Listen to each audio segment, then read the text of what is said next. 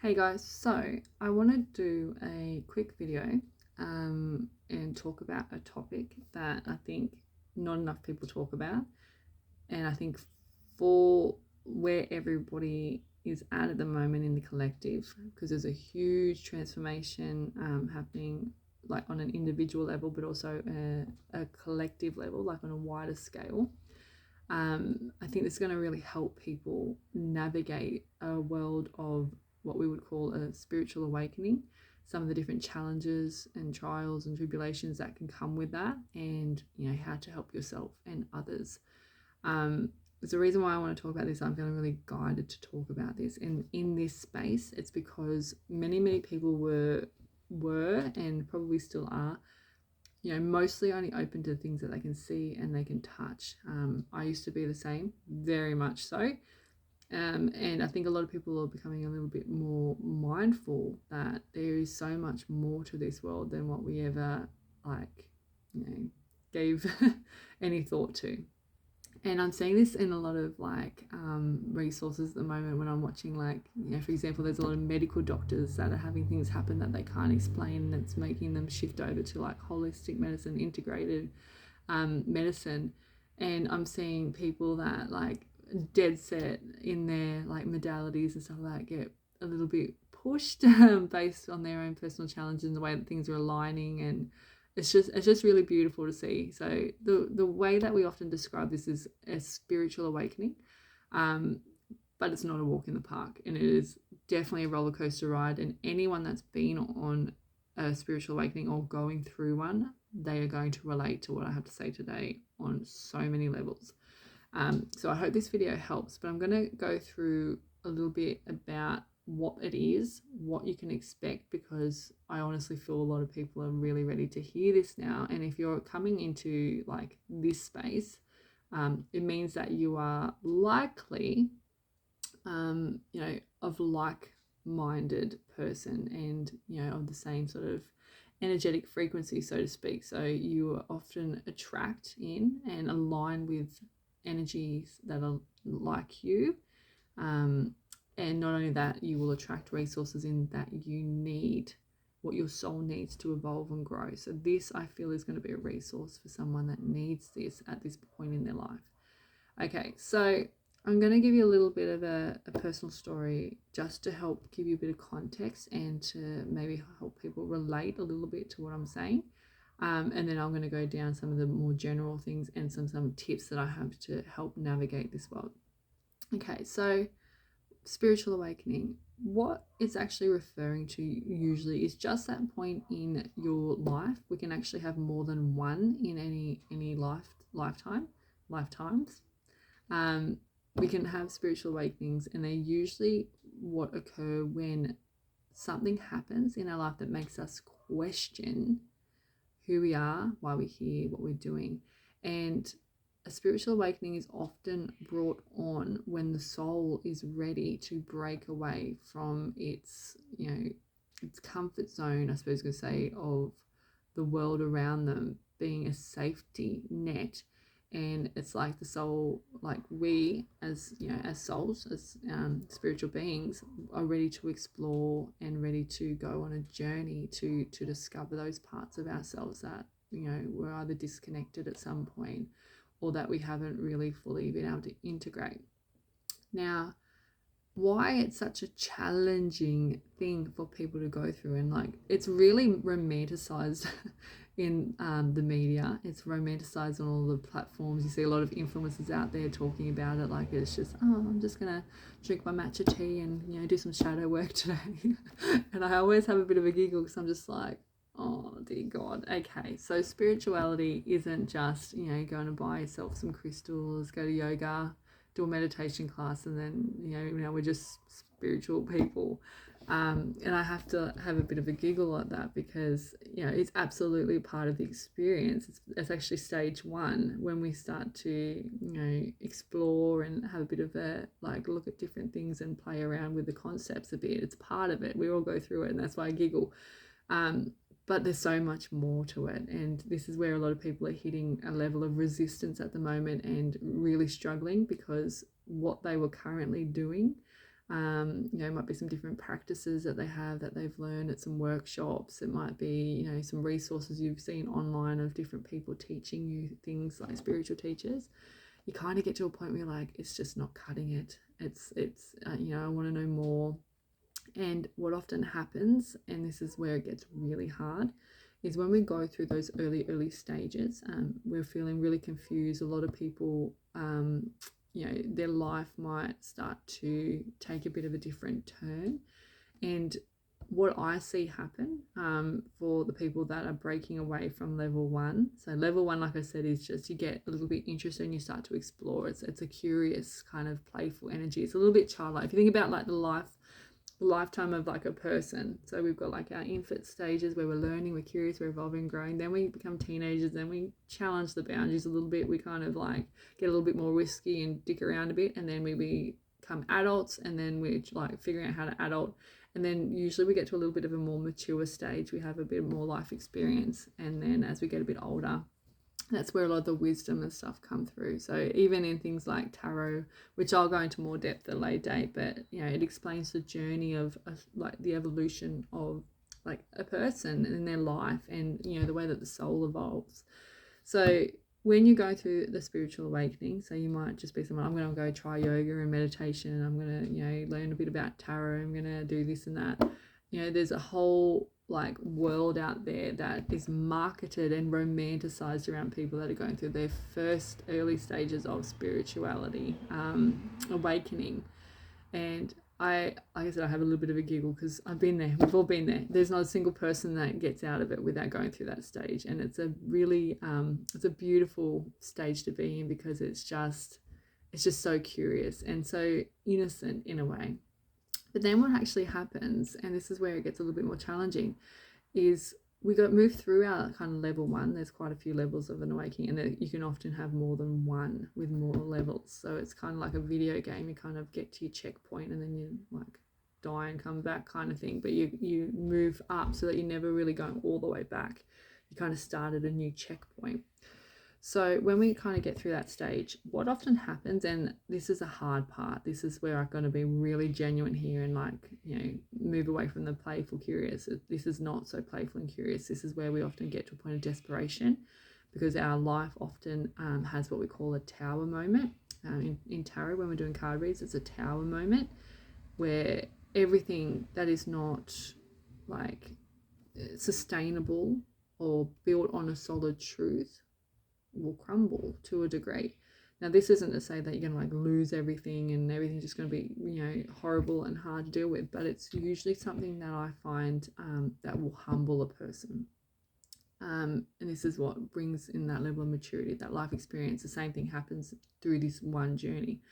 I know there's very few people that I've come across that are really, I feel, have that level of conscious awareness around their own experience and the collective experience, and a little bit more tuned in and tapped in, maybe reaching a different frequency, if we're going to put it that way, not better or anything like that, just at a different stage of their journey.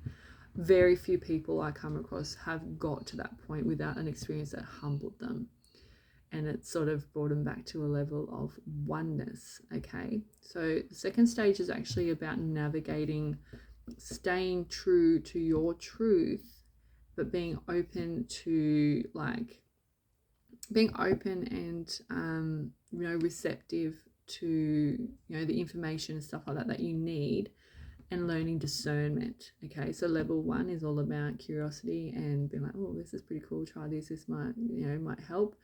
Level 2 is about learning how to use discernment. How is it relevant for me, and which of this is just child's play opposed to what's a tool and resource that's really going to help me, because right now I really need it, and I need to be connected to something outside of me.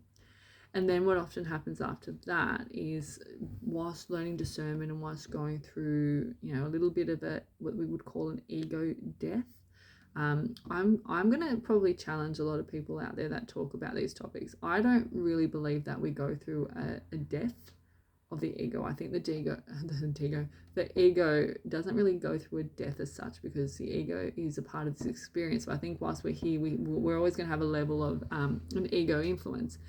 I think the difference is what we do is we just get the ego out of the driver's seat, and we become aware and conscious and intentional, with our choices and our actions. So the ego doesn't go through a death; it just goes through a little bit of a humbling experience, I suppose the best way to put it. It kind of puts it into another level of, how do I put it, not suppressing it as such, just not letting it be in the driver's seat. That's probably the best way to put it. Okay, so this is what happens kind of through this level 2, this stage 2, and this can happen over a period of like 50 years. Do you know what I mean? We can go like be quite superficial in our level of connection in our stage 1, and that can go right up to about like 30, 40, 50. Like, do you know what I mean? It's not just a thing that we do when we're kids. Okay, and then the stage 2 can often be a lifetime as well. Okay, so it's not a quick journey, and it's not a set thing for everybody. It's very different. Some people even start their spiritual awakenings much later in life. Usually, like I said, that humbling experience can happen a little bit later. Sometimes it's losing everything or having some really severe health scare, or a midlife crisis might even bring it on. So that second stage is really about sort of finding your feet. We often would say that you go through a little bit of a fool's journey. You sort of start to realize that you don't really know anything, and you really want to sort of like start from scratch and pick up what you need to pick up along the way. And then what actually happens whilst you're navigating all that, you'll get into a level of a comfort zone. Best way to put it is you will get comfortable with that. You will have your sort of things that you rely on. And then what often happens in the third stage is when another tower will happen, like can happen. I'm not going to say will, but like likely will happen and often happens, where everything that you learn kind of gets put to the test a little bit. And you'll be really, really redirected to, work out what is your truth. What works for you, what is something that you've picked up along the way, something that isn't entirely yours, and more often than not will go much deeper into like the core wounds of things, and you'll feel guided and directed to explore things like shadow work and soul retrieval and stuff like that.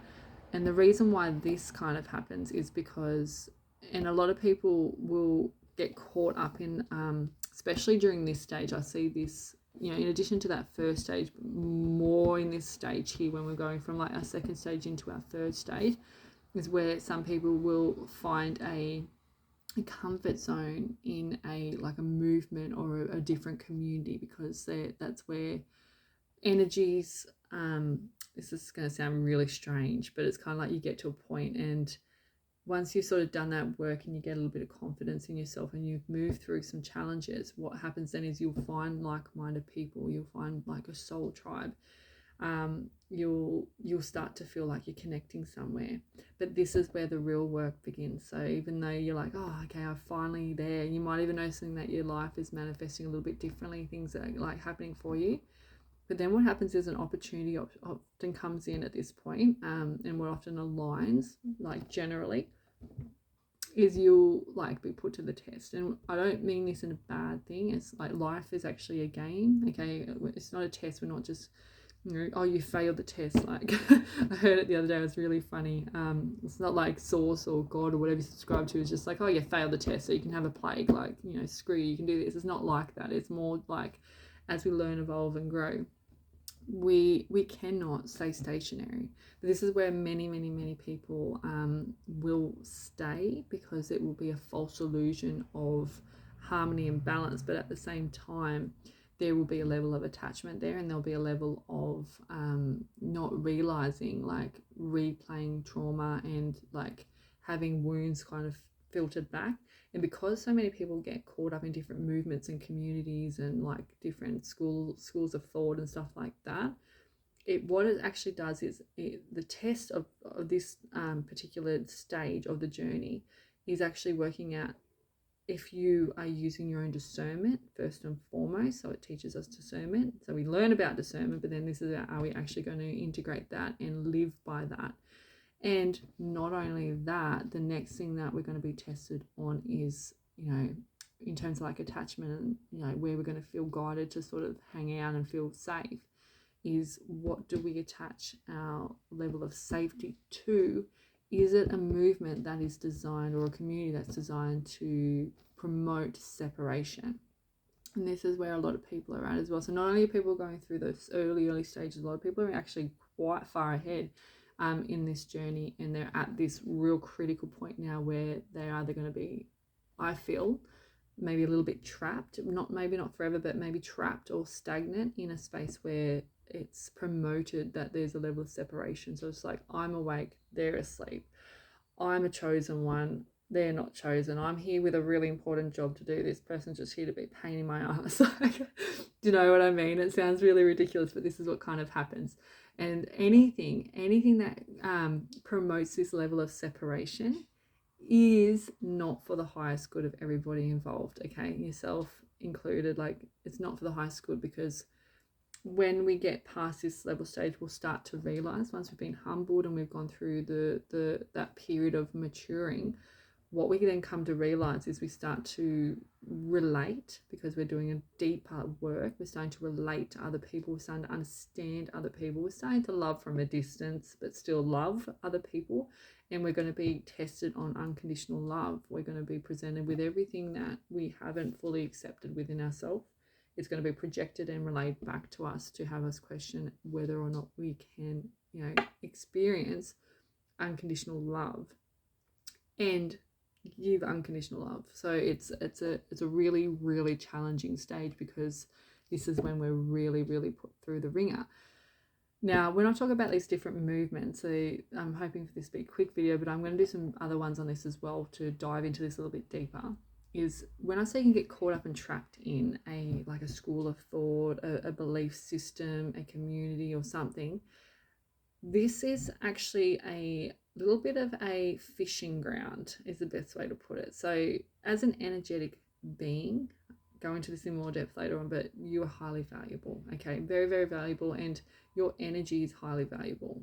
And I'm not talking about this today, but it's like a fishing ground. So once you're here and you're very, very open to a lot of different things, that actually means that you're a fishing ground, and any particular movement thing that really wanted to sort of like amp up or promote its own sort of egocentric intentions and how do I put this? So like, there's any egocentric, unintentional and intentional, there's both. So even, there can be whole communities that are, egocentric in nature and not even realize it, wanting to recruit in order to strengthen the themes and the movement's values and goals and mission. So by you having a level of like inclusion in that, there is a double win of, keeping it, I suppose you can say, a separate kind of container. Now, where this becomes dangerous is because many of these movements and communities and stuff like that, they are built on childhood wounds. A lot of people don't realize this, but they are. Once you break away from it and you get really open-minded and you really are just purely remembering that the absolute core of everything is energy, knowing that all these people are feeling attached and feeling at home in a group that has a very, very strong foundational frame, really, like, well, it's even like a framework. Like, some people have like set things that you have to like tick boxes for before you even let into some of these things. Do you know what I mean? So once you kind of get into that space and everyone's sort of re-traumatizing and trauma bonding, then you can stay trapped in that, and it makes it a lot harder to evolve past that and to raise your awareness and consciousness, because you become quite close-minded. And then what often happens is you go back through that stage of like the first stages, and a very similar thing can happen. At this stage, you can start to be attracted to different things within that movement and community, and then go down that path again. And so it's a very intricate, complex thing, and at every single stage, I want you to imagine like it's a video game, and at every single stage there is always going to be something there to challenge you to sort of see what path you're going to go down. And it's free will. Like, there's free will, of course, but at every given point there are things that are going to influence you greatly and want to, take your free will. Now, the other thing I want to really, really quickly mention on this is for the people that are going through this now. Some of these movements that I want to bring some awareness to in these communities, they are founded on such deep core wounds and belief systems that they are basically positioned in a way that, because they're so strong, there is a level of defense about them. Okay, anything that is inclusive if you fit into a container and rejecting if you don't fit into a container is going to lead you astray. That's so important to mention here. This is the only thing that I want to relay, and if there's one thing you take from this, is remember this. If you feel guided to join anything, then if you have to be a certain way in order to fit in, to be included, to feel a level of comfort zone, but then if you don't have that, you are rejected. It is not aligned with the highest good of all involved. The underlying intention there and beliefs and the framework that it's operating under is not for the highest good of all. So that's probably the best tip I can give you whilst you're navigating this crazy wild ride that is a roller coaster ride that you can't get off. It feels like you can't get off it. It's mental. The main thing to remember is that if you're going through this, you're not alone. Many people are going through it. Many people are getting faced with very similar challenges.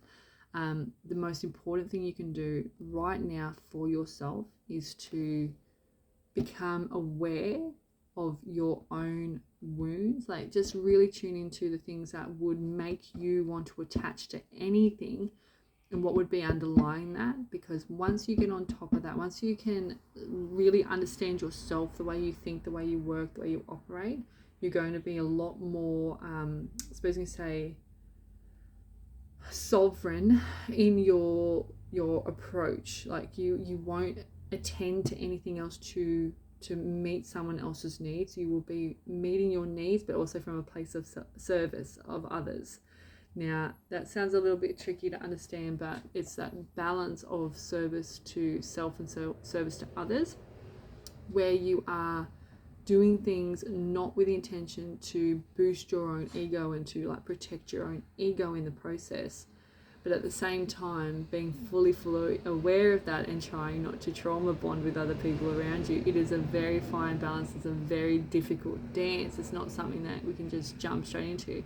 And that's why there are so many people out there, spiritual teachers, people that literally brand themselves as spiritual teachers and experts and stuff like that. They are all like I said, they're all going through the same thing. So always remember that it doesn't matter who is on the other side of that resource, they still have an ego. There is no such thing, I don't feel as an ego death. It is just a part of integrating an ego so that it is not in the driver's seat. You become consciously aware and you live life intentionally rather than being on autopilot and asleep. There is no us versus them. There's no I'm here, you're there. There's none of that. It is all different stages of the journey, different levels of consciousness, all coming together to create a collective consciousness and a movement of evolution and transformation that is for the highest good of all. Thing to remember though, transformation and evolution, to get that you need a level of polarity, you need contrast, you need something that's going to help you move. So if you're at that stage and you're having a really difficult time with that unconditional love stuff, I get it, I really do. I'm also human, I also have my feelings. It's hard, they're really, really hard to come to that. Just remember that everything that we experience is because it is us trying to evolve and grow, and the polarity and the contrast is what's helping us create the movement, the actual movement forward. So with that in mind, if you're watching this today and you're like, holy shit, yeah, okay, I get what you're saying, or you're like, I have no idea what you're saying, that's a good indication of where you are on your journey. But the first thing that I can sort of share with you is have a little bit of a think about where you might be, have a little bit of a think about what wounds you might have that might be impacting how you're attaching to different people, situations, communities, movements, belief systems. Have a look at that, but also have a little bit of a look at how do you fit into the bigger picture of the collective consciousness. So through your evolution and your like expansion, knowing that to some degree other people are doing that as well, and everyone's at different stages, what does the bigger picture actually look like? And if we know that everything's energy, if we know that everything is energy and everything can only move, like it can be moved, it can be transmuted, it's already been created, we can't create it and we can't destroy it. Okay, so everything is in a like time, space, whatever, like everything is just constantly evolving. So are you. So it's about working out where you are in all of that and working out, more importantly, if there's anything that you're feeling like you need to do right now, it is not necessarily to go and seek heaps of resources and information and find people that you can relate to and all that sort of stuff that makes sense or explain things in a way that helps you articulate it. Yes, take it in. Yes, absolutely research. I'm all for that. I research like crazy on most topics. But don't get caught up in that becoming your truth. The true journey, the true, path to spiritual connection, so to speak, is about finding out what is your truth. There is a lot of distractions. There's a lot of movements. There's a lot of communities. There's a lot of things going on at the moment. And the only way to move through that and not get stagnant in that stage of the awakening is to use the discernment and, like I said, find out what is your truth and sort of really stick with that, okay? Stick with what feels true for you, not based on what other people are doing and how they feel like comfort in this world, because a lot of people will attach to something that will give them a sense of comfort just to keep the ego happy and keep the ego in the driver's seat, because moving through that and a spiritual awakening, as I've just explained, is not a walk in the park. We are almost always gonna have a little stop and a little break and let the ego drive for a little bit. We want to tap out. We want to go into our coping mechanisms. We want to doom scroll, binge eat. We want to, fucking project all of our shit onto other people. We will want to do that at every single stage of this journey. So if this is something that you've really taken on board and it's helped you, I really hope that's the case. And for those that understand this and they want a little bit more, if there's anything you want me to dive into more, I just saw 2727, so go and look that number up. Let me know if there's anything you want elaborated, and I will connect with you all soon.